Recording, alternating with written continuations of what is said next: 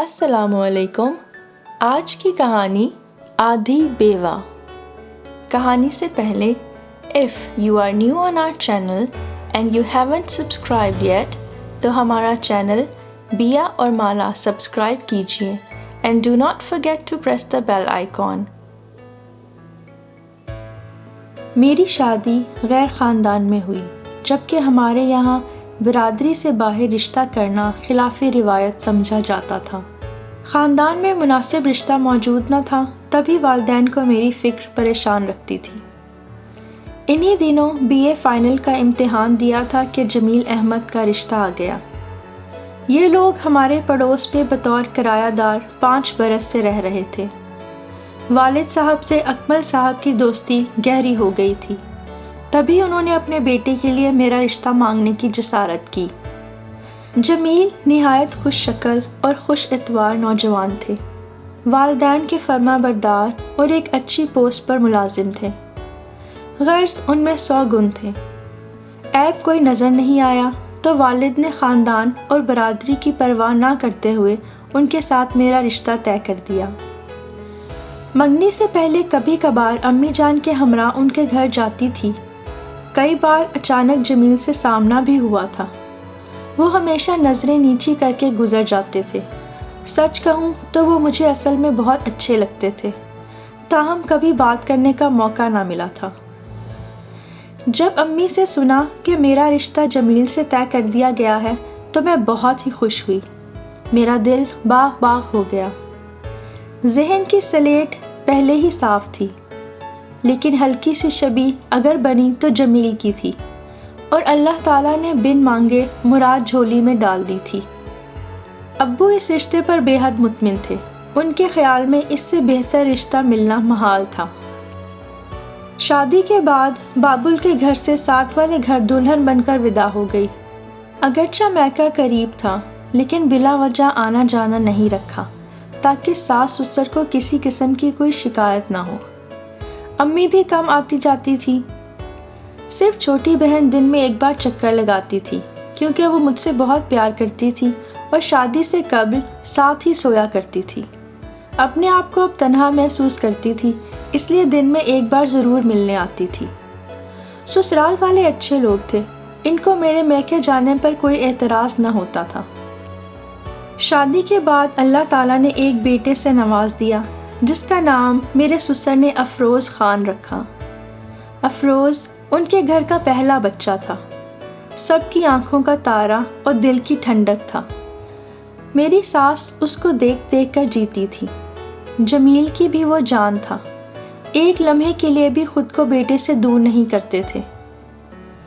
دن بہت خوشنما اور خوشیوں بھرے گزر رہے تھے کہ اچانک ایک روز جمیل گھر آئے تو چہرہ اترا ہوا تھا۔ میں نے پوچھا، کیا بات ہے، آپ بجھے بجھے ہیں؟ دفتر میں کوئی ناگوار بات ہو گئی ہے؟ کہنے لگے، نہیں یہ بات نہیں ہے، لیکن ایک بری خبر ضرور ہے۔ میرا تبادلہ مشرقی پاکستان ہو گیا ہے، وہاں حالات صحیح نہیں ہیں، لہٰذا آپ لوگوں کو ساتھ نہیں لے جا سکتا۔ تمہارے اور منّے کی جدائی سے پریشان ہو رہا ہوں۔ ساس سسر نے یہ بات سنی تو وہ بھی پریشان ہو گئے۔ نوکری میں تبادلے ہوتے ہی رہتے ہیں، جانا تو تھا ہی۔ فکر کی بات یہ تھی کہ ان دنوں مشرقی پاکستان میں ہنگامے زور پکڑنے لگے تھے۔ بہرحال جمیل نے وہاں جا کر اپنی خیریت کی اطلاع کر دی اور فرائض کی بجا آوری میں مشغول ہو گئے۔ میں اپنی ساس کو خالہ جان کہا کرتی تھی۔ خالہ جان ہر نماز کے بعد بیٹے کی خیریت کے لیے دعا گو رہنے لگی۔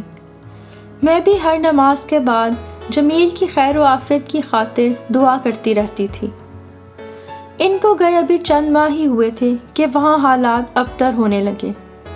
قتل و غارت گری کی خبریں مسلسل آنے لگی۔ اخبارات میں ایسی ہولناک تصاویر شائع ہوتی تھیں کہ دیکھ کر رونگٹے کھڑے ہو جاتے تھے۔ اپنا کوئی عزیز ایسے حالات میں گھر جائے تو دل کا کیا حال ہوتا ہے، بیان سے باہر ہے۔ روز صبح سے دل دھڑکنے لگتا تھا کہ یا اللہ آج کا دن خیر سے گزر جائے، لیکن خدا کو کچھ اور ہی منظور تھا۔ خون ریز حالات کے بعد ڈھاکہ گر گیا۔ مشرقی پاکستان بنگلہ دیش بن گیا۔ جمیل کی طرف سے بھی یکا یک رابطہ ختم ہو گیا۔ پھر ان کی کچھ خبر نہ ملی، یوں سمجھ لیں کہ وہ گمشدہ ہو گئے۔ میرا تو حال نہ ہی پوچھیں، جیتی تھی نہ مرتی تھی۔ ساس سسر صدمے سے الگ نڈھال تھے۔ ہمارے گھر میں ایک طوفان برپا تھا۔ ایک جمیل ہی نہیں، لاکھوں لوگ گمشدہ ہو گئے تھے۔ میرے ابو کے کچھ رشتہ دار انڈیا میں اب بھی موجود تھے۔ ابو نے ان کو خط لکھا کہ آپ کسی طرح جمیل کا پتہ کروائیے۔ انہوں نے اپنے سابقہ پارٹنر سے رابطہ کیا جو بنگالی تھا۔ انہوں نے معلوم کرایا مگر جمیل کا پتہ نہ چل سکا۔ البتہ اتنا معلوم ہوا کہ جمیل جس جگہ تھے وہاں کے لوگوں کی کثیر تعداد مغربی پاکستانی ہونے کے ناطے قتل کر دی گئی تھی۔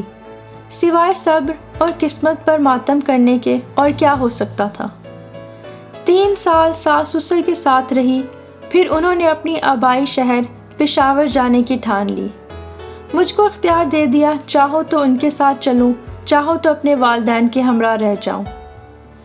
امی ابو نے صلاح مشورے کے بعد فیصلہ کیا کہ میں انہی کے ساتھ رہوں اور ساس سسر کو جانے دوں۔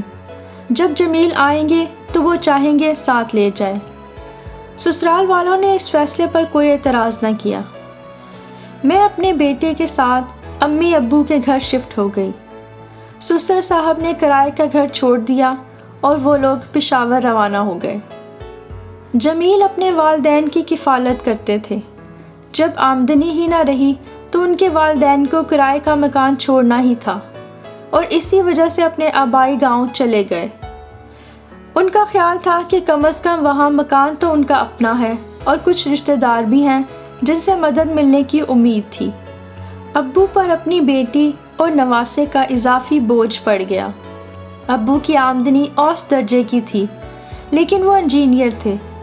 سعودی عرب جانے کی کوشش کرنے لگے۔ خدا نے ان کی سن لی اور جدہ میں اچھی ملازمت کی آفر مل گئی۔ ابو جان مجھ کو امی کو سونپ کر خود زیادہ کمانے کے لیے پردیس کی فضاؤں میں جا بسے۔ رفتہ رفتہ مالی حالات بہتر ہوتے گئے۔ ابو نے اتنا پیسہ کمایا کہ ہم نے اپنا گھر خرید لیا۔ ہم لوگ نئے گھر میں شفٹ ہو گئے۔ اب زندگی کی ہر آسائش میسر تھی لیکن ایک جمیل نہ تھے۔ شروع میں ان کے والدین نے رابطہ رکھا، میں بھی خطوط کا باقاعدگی سے جواب دیتی تھی۔ افروز خان کی فوٹو بھیجتی تھی۔ ہر سالگرہ پر ان کا مبارک کا فون یا کارڈ ضرور آتا تھا۔ لیکن رفتہ رفتہ انہوں نے مجھ سے رابطہ کم کر دیا اور آہستہ آہستہ ایک دن ایسا آ گیا جب بالکل ہی رابطہ نہ رہا۔ ابو پاکستان میں نہیں تھے اور میں پشاور نہیں جا سکتی تھی اور وہ لوگ بھی کبھی مجھ سے اور اپنے پوتے سے ملنے نہیں آئے۔ ہم 2 بہنیں اور ایک بھائی تھا۔ چھوٹی بہن کا رشتہ طے ہو گیا تھا۔ ابو اس کی شادی کے لیے رقم بھجواتے تھے۔ بھائی بھی کالج میں داخلہ لے چکا تھا۔ ابو کو گئے 5 برس بیت گئے تھے۔ ان کے معاہدے کی میعاد ختم ہونے والی تھی۔ ہم ان کے لوٹ آنے کی شدت سے منتظر تھے کیونکہ چھوٹی بہن کی شادی بھی کرنی تھی۔ والد کے آنے کی سبھی کو بے حد خوشی تھی لیکن یہ خوشی جلد ہی ختم ہو گئی۔ ابو ہارٹ اٹیک سے سعودی عرب میں ہی انتقال کر گئے۔ ابو کے آنے کی بجائے ان کا جنازہ ہی آیا۔ یہ خبر ہمارے لیے کسی قیامت سے کم نہ تھی، مگر خدا کی مرضی میں کس کا دخل ہو سکتا ہے۔ سوائے صبر کے چارہ نہ تھا۔ امی نے کچھ پس انداز کر لیا تھا۔ بہن کی شادی دھوم دھام سے کرنے کی بجائے اسے سادگی سے رخصت کر دیا۔ افروز اب بڑا ہو چکا تھا اور اسکول جانے لگا تھا۔ اسکول پہنچانے اور لانے کا ذمہ امی نے لے لیا اور میں نے ایک اسکول میں بطور ٹیچر سروس شروع کر دی، جبکہ بھائی صبح کالج جاتا اور شام کو ایک اکیڈمی میں پارٹ ٹائم جاب کرتا تھا۔ زندگی کی گاڑی دھکیلتے ہوئے وقت گزر رہا تھا۔ سب کو یقین ہو چکا تھا کہ جمیل فسادات میں مارے جا چکے ہیں۔ اگر زندہ ہوتے تو کبھی نہ کبھی ضرور رابطہ کرتے۔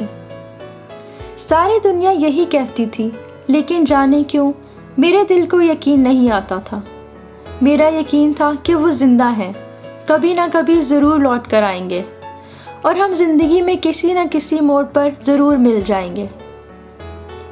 اس دوران میرے لیے کئی اچھے رشتے آئے۔ امی اور بہن نے خوب سمجھایا، بھائی نے بھی قائل کرنے کی کوشش کی کہ نکاح ثانی کر لو، خود کو یوں حالات کے رحم و کرم پر مت چھوڑو، وقت کسی کا ساتھ نہیں دیتا، تنہا زندگی نہ گزر سکے گی۔ امی بہت زیادہ قائل کرنے کی کوشش کرتی تھیں، مگر میرے اندر جو آس دیے کی لو کی مانند جل رہی تھی وہ بجھنے کا نام ہی نہیں لیتی تھی۔ اس آس پر جی رہی تھی کہ ضرور جمیل لوٹ کر آئیں گے، اور میں ہزار دکھ سہ کر بھی عمر بھر ان کا انتظار کرنا چاہتی تھی۔ میں سوچتی تھی کہ یہاں نہیں تو اگلے جہاں میں صحیح انہیں کے نام کی رہنا چاہتی ہوں۔ وقت گزرتا رہا، افروز نے میٹرک کر لیا، امی اس جہان سے گزر گئیں، بھائی نے تعلیم مکمل کر لی اور ان کو ملازمت مل گئی، اور پھر آخر شادی بھی ہو گئی۔ میری بہن اپنے گھر میں خوش و خرم تھی۔ افروز اور میں بھائی کے پاس رہتے تھے، اس کے علاوہ کہاں جاتے؟ مکان والد صاحب نے خریدا تھا، اس لیے بھائی مجھ کو گھر بدر نہیں کر سکتے تھے، پھر بھی بھابھی بادل ناخواستہ برداشت کر رہی تھی۔ میں ان کی بے اعتنائی کی عادی ہو چکی تھی، بے رخی کو خاطر میں نہ لاتی تھی، اپنی تنخواہ سے اخراجات پورے کرنے کی کوشش کرتی۔ اسکول میں پڑھاتے کافی سال بیت چکے تھے۔ ہیڈ مسٹریس قدر کرتی تھی کیونکہ دیانتدار اور محنت سے ڈیوٹی دیتی تھی۔ ایک دن میں ہیڈ مسٹریس کے پاس بیٹھی تھی کہ انہوں نے ذکر کیا کہ ان کے ایک کزن پاربتی پور بنگلہ دیش میں رہتے ہیں۔ میرے کان کھڑے ہو گئے۔ میں نے استدعا کی کہ اگر وہ مہربانی کر سکتی ہیں تو کیا میں ایک بار وہاں جا سکتی ہوں؟ اب حالات بہتر تھے، پاکستان نے بنگلہ دیش کو تسلیم کر لیا تھا اور لوگ ادھر سے ادھر سفر کر سکتے تھے۔ میری اس التجا پر انہوں نے اپنے کزن قاسم سے رابطہ کیا، میری ان سے فون پر بات کروائی، قاسم بھائی کو ساری رودات بتا دی۔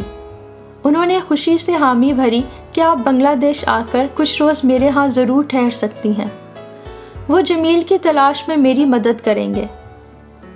میرا مردہ دل پھر سے دوبارہ زندہ ہو گیا، میرے من میں جوت جاگنے لگی، تو اس جوت نے پھر سے آس کا لبادہ اوڑھ لیا۔ ہیڈ مسٹریس رقیہ خاتون نے بنگلہ دیش بھجوانے کا انتظام کر دیا۔ جب ایئرپورٹ پر پہنچی تو قاسم بھائی لینے آئے ہوئے تھے، وہ مجھے اور افروز کو اپنے گھر لے گئے۔ جمیل کی ملازمت کے بارے میں کچھ کاغذات ساتھ لائی تھی تاکہ صحیح طریقے سے تلاش میں آسانی ہو۔ 3-4 دن بعد انہوں نے بتایا، بہن جمیل یہاں سے سہلٹ اور پھر چٹاگانگ چلے گئے تھے، اب ڈھاکہ میں ہیں، وہ بقید حیات ہیں۔ ان کا ایک بنگالی دوست جو ساتھ کام کرتا تھا، اس نے جمیل کی نہ صرف ان ہنگاموں کے دوران حفاظت کی بلکہ جان بھی بچائی۔ اس شخص عبدالرحمن کی بہن سے نکاح کر کے جمیل نے گھر بسا لیا ہے، اور اب وہ ڈھاکہ میں عبدالرحمن کے ساتھ بزنس کرتے ہیں۔ جمیل کے بارے میں یہ سب سن کر مجھے اپنے کانوں پر یقین نہ آیا۔ میں نے کہا، قاسم بھائی، کسی نے آپ کو جمیل کے بارے میں غلط بتایا ہے، یا پھر یہ کوئی دوسرا جمیل ہوگا، یہ میرے سرتاج نہیں ہو سکتے۔ کہنے لگے، بہن ہاتھ کنگن کو آرسی کیا، آپ میرے ساتھ چلیے، آپ کے شوہر جہاں رہتے ہیں اس جگہ کا پتہ لے کر آیا ہوں، ڈھاکہ چلتے ہیں۔ پورے یقین مگر دھڑکتے دل کے ساتھ میں قاسم بھائی کے ہمراہ پاربتی پور سے ڈھاکہ آ گئی۔ یہاں پہلے روز انہوں نے اپنے بہن کے ہاں قیام کیا جو ڈھاکہ میں رہتی تھی۔ اگلے روز ان کی بہن کے ساتھ ہی ہم عبدالرحمن کے گھر گئے۔ عبدالرحمن کی بیوی پڑھی لکھی اور مہذب تھی، بہت اخلاق کے ساتھ ملی۔ قاسم کی بہن سائرہ نے ان سے بنگالی زبان میں باتیں کی، پھر ان کی نندوں کے بارے میں سوال کیا۔ وہ بولی، ایک ہی میری نند ہے، 1973 میں اس کی شادی ایک مغربی پاکستان نوجوان جمیل سے ہوئی تھی۔ پھر عبدالرحمن نے اپنے اس دوست کو کاروبار میں شریک کر لیا۔ جمیل خوش بخت نکلا، کاروبار نے بہت ترقی کی، اب دوسرے ملکوں میں بھی ہمارا بزنس ہے۔ جمیل اکثر بیرون ملک بزنس کو سنبھالتا ہے، ان دنوں اٹلی گیا ہوا ہے، امید ہے کل پرسوں تک لوٹ آئے گا۔ پھر اس نے اس کی بیوی کو بلوایا جو قریبی مکان میں رہتی تھی، خوبصورت سانولی سلونی، بہت پرکشش تھی، بڑی بڑی چمکدار آنکھیں اور لمبے بال، سچ مچ بنگال کا جادو تھی۔ میں بس اسے تکتی ہی رہ گئی۔ سائرہ باجی نے میرا تعارف کرایا، یہ انڈیا سے آئی ہیں، میری کزن ہے۔ انہوں نے جان بوجھ کر پاکستان کا نام نہیں لیا، انڈیا کا کہا تاکہ یہ لوگ بدک نہ جائیں۔ قاسم بھائی میرے ساتھ 2 دن بہن کے گھر رہے اور جمیل کا پتہ کراتے رہے۔ تیسرے روز بتایا کہ جمیل آ گیا ہے، ملنا چاہو تو میں ملوا سکتا ہوں۔ عبدالرحمن سے ایک دوست کے ذریعے جان پہچان نکال لی ہے۔ میں نے کانپتی آواز میں کہا، قاسم بھائی اتنی دور اتنا لمبا سفر کس لیے کیا ہے؟ جمیل ہی سے تو ملنے آئے ہیں، کیا بغیر ملے چلے جائیں گے؟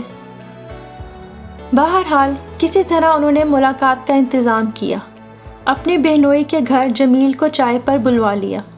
جب وہ آ گئے یہ مجھے ان کے سامنے لے آئے۔ جمیل نے مجھے دیکھا تو دم بخود رہ گئے، پلک تک نہیں جھپک سکے۔ ان کو اپنی آنکھوں پر یقین نہیں آ رہا تھا، جیسے خواب دیکھ رہے ہوں۔ تبھی میں نے افروز کو آواز دی جو دوسرے کمرے میں تھا۔ افروز بیٹا آ جاؤ، دیکھو تو کون ہے یہ تمہارے ابو ہیں جن کا ہم نے 18 برس سے زیادہ عرصہ انتظار کیا ہے۔ آج خوش قسمتی سے مل گئے ہیں، لو گلے مل لو۔ وہ میری آواز پر ڈرائنگ روم میں آ گیا۔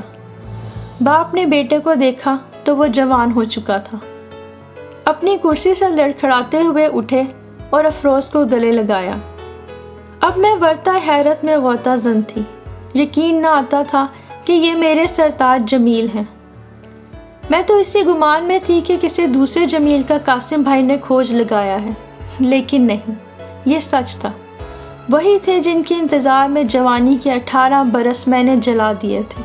وہ سامنے بیٹھے تھے، مجھ سے معذرت خواہ لہجے میں بولے، زندگی بچانے کی خاطر مجھے اپنے دوست کی ہمشیرہ سے نکاح کرنا پڑا، ورنہ وہ لوگ جو مجھ کو مغربی پاکستانی ہونے کے باعث جان سے مارنے کا تہیہ کیے ہوئے تھے، زندہ نہ چھوڑتے۔ بس یوں سمجھ لو کہ زندہ تو تمہاری افروز کی خاطر رہنا چاہتا تھا، لیکن یہ زندگی تم لوگوں کے کام نہ آ سکی۔ جنہوں نے جان بچائی انہوں نے ہی مستعار لے لی۔ اب میں ایسی زنجیروں میں جکڑ چکا ہوں کہ توڑنا بھی چاہوں تو توڑ نہیں سکتا۔ میری 4 بیٹیاں ہیں، ان کو چھوڑ کر پاکستان نہیں آ سکتا، اور یہ پاکستان چل کر رہنے پر آمادہ نہیں ہوتے۔ کیا کروں؟ انسان سے تقدیر کیا کچھ کراتی ہے۔ آنکھیں پھاڑے میں ان کی معذرت خانہ گفتگو سنتی رہی، کانوں پر اعتبار نہ آ رہا تھا، لیکن حقیقت تو حقیقت ہوتی ہے۔ میں نے پوچھا، سرتاج اتنا تو بتا دیں کہ آپ کی موجودہ زندگی کے بارے میں آپ کے والدین کو علم ہے کہ نہیں؟ بولے، ان کو علم ہے، وہ 2-3 بار یہاں مجھ سے ملنے بھی آ چکے ہیں۔ کچھ دن پہلے میں بھی پاکستان گیا تھا، امی بہت بیمار تھیں، ابو کی وفات پر بھی 3 سال قبل جانا ہوا تھا، لیکن آپ لوگوں سے کیسے ملتا؟ آپ لوگوں نے تو گھر ہی بدل لیا تھا۔ یہ کہہ کر شرمندگی سے سر جھکا لیا۔ میں کیا بتاؤں دل پہ کیا قیامت گزری۔ لگتا تھا ابھی چھت گر پڑے گی جس کے نیچے میں اور میرا بیٹا بیٹھے تھے۔ میرا بیٹا بھی ٹکر ٹکر باپ کی صورت تکے جاتا تھا۔ میں جانتی تھی یہ عذر لنگ ہے، جمیل چاہتے تو ہمارے کسی رشتہ دار سے پتہ معلوم کر سکتے تھے۔ وہ ہمارے کافی رشتہ داروں کو جانتے تھے، لیکن انہوں نے جان بوجھ کر یہ تردد نہیں کیا، کیونکہ اب وہ اپنی زندگی سے مطمئن اور خوش تھے۔ اس زندگی میں پہلی بیوی اور پہلے بیٹی کی کوئی گنجائش نہ تھی۔ مجھ سے بولے، تم چاہو تو بنگلہ دیش میں رہ جاؤ، لیکن یہ کچھ مشکل ہی ہوگا۔ یہ لوگ ابھی بھی مغربی پاکستان کے باشندوں کو قبول نہیں کرتے۔ مجھے بھی اپنی بیوی منورہ سے تمہیں چھپانا پڑے گا، ورنہ میری 4 لڑکیاں مجھ سے جدا ہو جائیں گی۔ وہ آگے جانے کیا کیا کہتے رہے۔ میں نے ان کو یہ کہہ کر خاموش کروا دیا کہ جمیل، مجھے یہاں نہیں رہنا، میں یہاں رہ بھی نہیں سکتی، یہ ہمارے لیے محال امر ہوگا، اور اس سے بھی زیادہ محال سوتن سے چھپنا۔ افسوس میں نے تمہارے انتظار میں بہت سارے برس دکھ میں گزار دیے اور اب بھی گزار لوں گی۔ زندگی ہے ہی کتنی مختصر سی ہے یہ حیات جمیل۔ وہ بہت نادم تھے، معافی مانگ رہے تھے۔ کہا مجھے معاف کر دو، میں بہت مجبور تھا۔ کاش اپنی زندگی بچانے کی خاطر یہ سودا کرنے کی بجائے کسی نیزے یا خنجر کا وار ہی سہ کر جان دے دیتا۔ وہ مغربی پاکستانیوں کو سینگنے گھونپ رہے تھے، میں بھی قطار میں تھا کہ عبدالرحمن نے بچا لیا۔ میرے پاس ان کو کہنے کے لیے کچھ باقی نہیں بچا تھا۔ جمیل اگلے روز دوبارہ آ گئے۔ میں نے رخت سفر باندھ لیا تھا۔ استدعا کی کہ تم کو اور بیٹے کو رخصت کرنے ایئرپورٹ تک چلوں گا۔ میں نے کہا چلیے، آپ کی مرضی۔ افروز سے بہت وعدہ وعید کرتے رہے اور وہ چپ سادے بیچارہ کیا کہتا، بیٹھا رہا۔ مدت بعد باپ کو دیکھا تھا۔ جب یہ چھوڑ کر گئے تھے تو 1 سال کا تھا۔ بھلا 1 سال کے بچے کو کیا یاد رہتا ہے۔ جب ہم ایئرپورٹ پر پہنچے تو کہا تم چلو، میں بس آتا ہوں، کچھ ضروری کام ہے، وہ نپٹاتے ہی آ جاؤں گا۔ خاموشی کے سوا کیا تھا میرے پاس۔ مجھے پاکستان آئے 1 ماہ ہوا تھا کہ جمیل آ گئے۔ وہ پہلے میرے ماموں کے گھر گئے اور ان کو لے کر ہمارے گھر آئے۔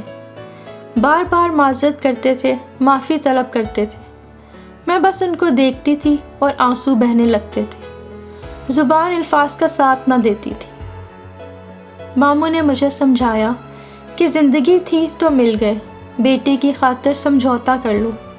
باپ ہے، بیٹے کو بیرون ملک پڑھا لکھا کر اس کا بھلا کرے گا، افروز کا مستقبل بن جائے گا۔ ان کی بھی 4 بیٹیاں ہیں، بیٹا یہی ایک ہی ہے۔ میں نے کہا جمیل کو ان کی بیوی کی وجہ سے بنگلہ دیش کی سکونت ملی ہے، بھلا ہم کیسے وہاں ان کے ساتھ رہ سکتے ہیں؟ اگر یہ ہمارے پاس رہنے سے مجبور ہیں تو ہم بھی بنگلہ دیش جانے سے مجبور ہیں۔ ان کا روپیہ پیسہ کس کام کا؟ جس کو چاہا وہ نہ ملا تو زندگی جو باقی ہے وہ بھی گزر ہی جائے گی۔ ماموں سمجھ گئے کہ میرا دکھ کتنا ہے، مزید بات بیکار ہے۔ جمیل واپس چلے گئے۔ 1 سال بعد افروز کو میڈیکل کالج میں داخلہ مل گیا۔ اس روز میں بہت خوش تھی کہ اب میرا بیٹا ایک ڈاکٹر ہوگا۔ اللہ نے مجھے افروز کی صورت میں ایک مضبوط سہارا عطا کر دیا تھا۔ اس 1 سال کے دوران جمیل نے کئی بار فون پر رابطہ کیا، لیکن میں نے بات نہ کی۔ میرا بھائی بات کرتا اور فون رکھ دیتا تھا۔ میں کیسے بات کر سکتی تھی؟ وہ دل سے اتر چکے تھے، جی ہی نہیں چاہتا تھا کہ بات کروں۔ بھائی کو بھی کہہ دیا کہ مجھ کو جمیل سے بات کرنے پر مجبور نہ کرے۔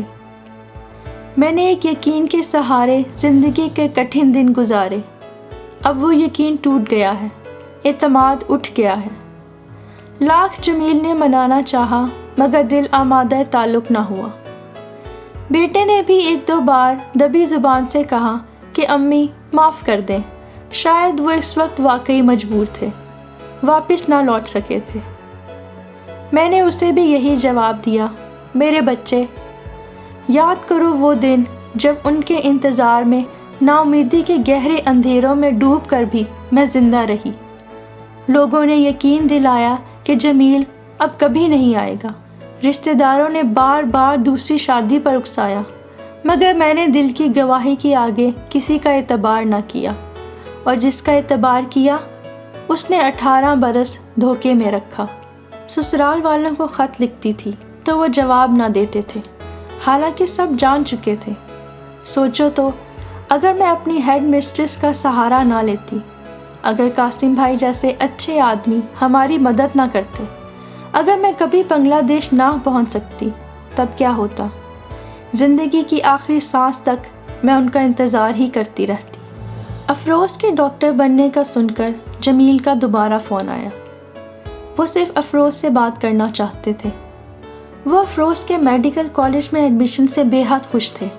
انہوں نے افروز سے کہا کہ وہ اپنا اسٹوڈنٹ ٹرانسفر بنگلہ دیش کروا لے اور وہاں کے میڈیکل کالج میں تعلیم حاصل کرے تاکہ وہ اس کے سارے اخراجات اٹھا سکیں۔